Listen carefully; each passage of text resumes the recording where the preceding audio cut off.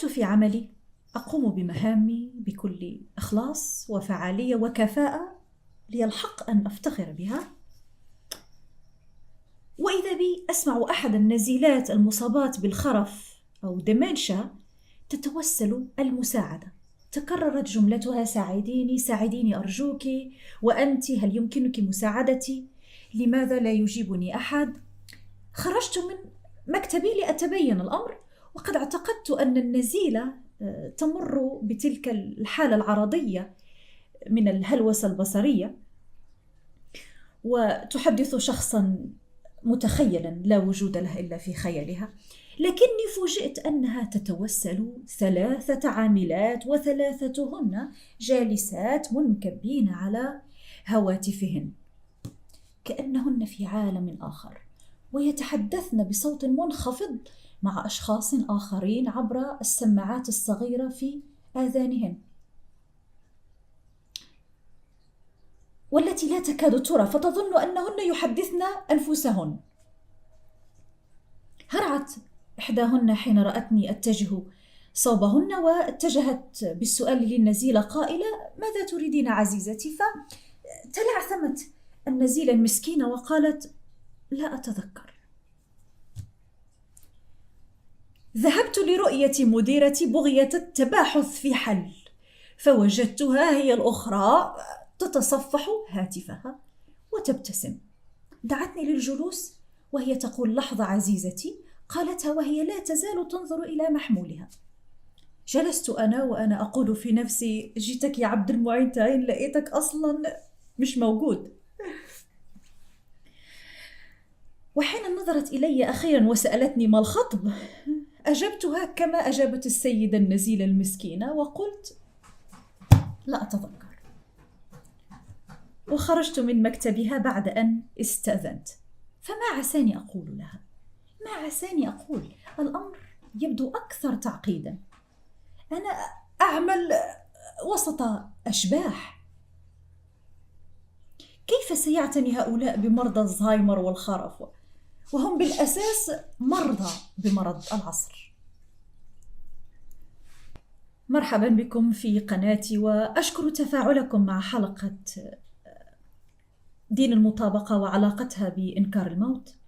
أدرك أن متابعي الأعزاء يعلمون يقينا أني دائما أتأمل في الأمور التي لها تأثير على مجتمعات برمتها، والتي تسقط الأفراد إلى منزلق المطابقة والتشابه وتجعلهم بصفات القطيع، وقد تلغي وجودهم الذاتي المنفرد. وكأن هناك مرض انتشر في جميع المجتمعات وقد أصاب معظم الناس بعقلية غير مناسبة للازدهار الفردي والاجتماعي. إنه مرض العصر، حالة من شبه الهذيان الجماعي.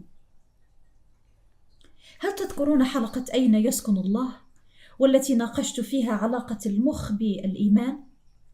هذا ما سأحاول فعله اليوم لنرى معا ما علاقة المخ بمرض العصر، أو هل تأثر المخ أو مخ الإنسان المعاصر بطريقة ما جعلته ما هو عليه الآن. أحببت أن أبحث في هذا الأمر، فوجدت أن هناك فرضية رائعة طرحها الطبيب النفسي وباحث علم الأعصاب ماك جيلكريست، والتي أي الفرضية يمكن أن تساعد في تفسير مرض العصر الحديث. تشير هذه الفرضية إلى أن معظم الناس اليوم يعتمدون بشكل كبير على جانب واحد من الدماغ، مما يؤدي إلى نظرة عالمية غريبة تتميز بالعناد ونقص التعاطف والرغبة في السلطة والانفصال عن الواقع. يقول عالم الأعصاب إيان ماك جيلكريست إن العقول والأدمغة عبارة عن أنظمة حية ومترابطة ومتكيفة باستمرار، وهي أنظمة واعية، وبالتالي فإن مرض الدماغ أو المرض العقلي هو تغيير في طريقة وجود الشخص في العالم. إذن هذه العبارة لإيان ماك جيلكريست في مسألة الأشياء. حسنا، لكي نفهم الأمراض العقلية التي أصابت المجتمع فلا بد أن نبدأ بفهم أساسي لبنية الدماغ البشري وطبيعته الثنائية. فالدماغ البشري ثنائي التقسيم، أي أنه مقسم إلى نصفين غير متماثلين، نصف الكرة الأيسر ونصف الكرة الأيمن. هذا التقسيم الغير متماثل ليس خاصا بالبشر فحسب، بل إنه موجود في كل نظام عصبي، في كل كائن حي معروف، ويمتد إلى بداية التاريخ التطوري. ولكن لماذا يحدث هذا؟ لماذا فصي الدماغ غير متشابهين، وما الغرض من هذا الاختلاف؟ يتساءل ماك جيلكريست في كتاب المعلم ومبعوثه العقل المنقسم وتكوين العالم الغربي، يقول يعني متسائلا: لماذا يكون نصف المخ غير متماثلين؟ وهل يختلفان حقا في أي معنى مهم؟ وإن كان الأمر كذلك فبأي طريقة؟ جيد. الفكرة الشائعة في الثقافة الشعبية هي أن نصفي الكرة المخية يختلفان فيما يقومان به.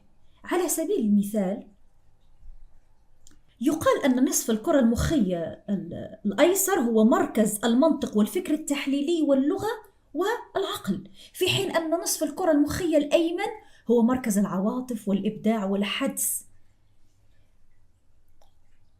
والقدرة الفنية. ولكن كما يلاحظ ماك جيلكريست، كل ما يقال عن نصفي الكرة المخية في علم النفس الشعبي خاطئ، لأنه يعتمد على معتقدات حول ما يفعله نصف الكرة المخية وليس حول كيفية تعاملهما معه. هذا جاء في مسألة الأشياء لإيان ماك جيلكريست. ولكي نفهم الفارق الأساسي بين نصفي الكرة المخية، فمن المفيد أن ندرس مشكلة أساسية تواجهها كل المخلوقات في صراعها من أجل البقاء. فلا بد أن نأكل، وفي الوقت نفسه نحمي أنفسنا من أن نؤكل. كيف يوازن المخ بين أمرين في وقت واحد؟ كيف يحقق المخ نوعين من الانتباه في نفس الوقت؟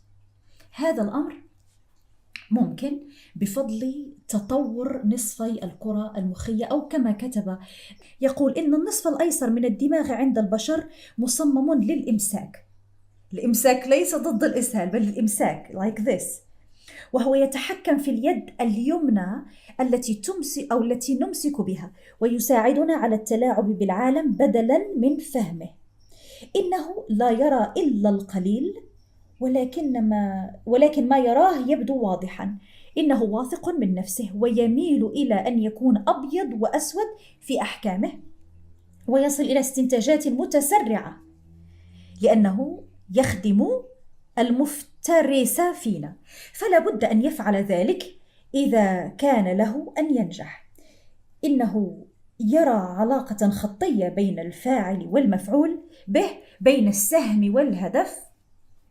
وعلى النقيض من ذلك، فإن الانتباه المفتوح واليقظ والمستمر للنصف الأيمن من الدماغ دون أي تصور مسبق لما قد يجده مصمم للبحث عن كل ما تبقى. جميل. أي شيء آخر قد يحدث في العالم بينما نحن مشغولون بالإمساك، والغرض من هذا النصف هو مساعدتنا على فهم العالم بدلا من التلاعب به، رؤية الكل وكيف نرتبط به. إنه أكثر استكشافا وأقل يقينا، إنه أكثر اهتماما بالتمييز في ظلال المعنى. إيان ماك جيلكريست، مسألة الأشياء. عندما يعمل نصف الكرة المخية في انسجام، فإننا نعمل بأقصى قدر من الكفاءة، ولكن في بعض الأحيان يهيمن أحد نصفي الكرة المخية على الآخر.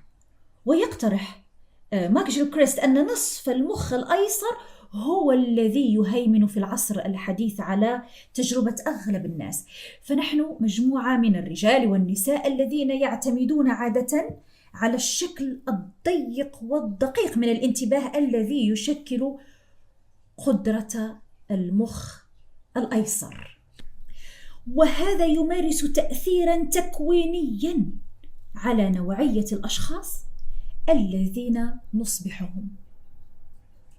ذلك أن الكيفية التي ننتبه بها إلى العالم تتشكل أو تشكل بشكل أساسي الطريقة التي نختبر بها العالم، وتؤثر تجربتنا بدورها على شخصيتنا. والاعتماد على جانب واحد من المخ ينتج نوعا مختلفا من الشخصية عن الشخصية التي قد تنشأ إذا سمحنا بالاستخدام الأمثل لنصفي المخ معا، أو كما يقول إيان: تتغير الأشياء وفقا للمواقف الذي نتخذه تجاهها، ونوع الاهتمام الذي نوليه لها، والموقف الذي نتخذه في علاقتنا بها. وهذا مهم لأن الاختلاف الأساسي بين نصفي الكرة المخية يكمن في الاهتمام أو في نوع الاهتمام الذي يولي كل منهما للعالم. كلام جميل إيان ماكجيلكريست في المعلم ومبعوثه: العقل المنقسم وتكوين العالم الغربي. ولكن ما الذي قد يفسر هذا التحول نحو نظرة النصف الأيسر من الدماغ إلى العالم؟ يقول ماكجيلكريست إن هذا التحول نحو هيمنة النصف الأيسر من الدماغ على التجربة يمكن أن يعزى إلى عدة عوامل رئيسية. أولا، هناك صعود للنموذج المادي الاختزالي للعلم الحديث. إن الاختزالية تفترض أن الطريقة الوحيدة لفهم طبيعة أي شيء نختبره هي من خلال النظر إلى الأجزاء التي يبدو أنها مصنوعة منها، والبناء من هناك.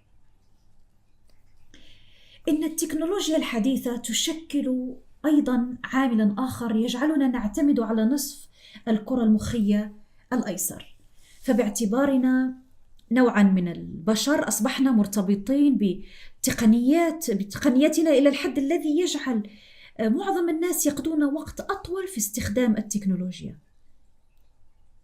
وتتطلب معظم هذه التقنيات، خاصة أجهزة الكمبيوتر والهواتف الذكية وأجهزة الواقع الافتراضي أو الVR، الانتباه الضيق والدقيق لنصف الكرة المخية الأيسر، وتمنع الانتباه الواسع المستدام والمنفتح لنصف الكرة المخية الأيمن. وعلاوة على ذلك، فإن التكنولوجيا الحديثة مصممة للغرض الأساسي المتمثل في التلاعب بالبيئة والتحكم فيها، وهي أهداف تتوافق مع دوافع نصف الكرة المخية الأيسر، أو كما يوضح ماكجيلكريست: إن التكنولوجيا هي أحد تعبيرات الرغبة في السلطة والسيطرة على العالم، وهو بالطبع الدافع الأساسي لنصف الكرة الأيسر، حيث ينكر نصف الكرة الأيمن الذي نعتمد عليه في إحساسنا بالعمق بكل معنى الكلمة. إيان ماكجيلكريست: مسألة الأشياء.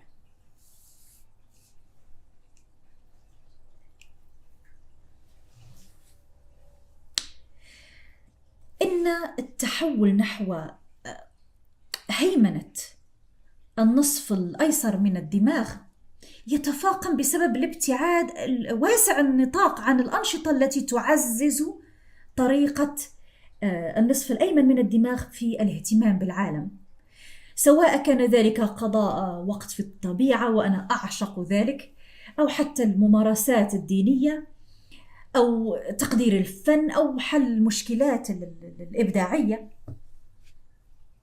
إلى غير ذلك.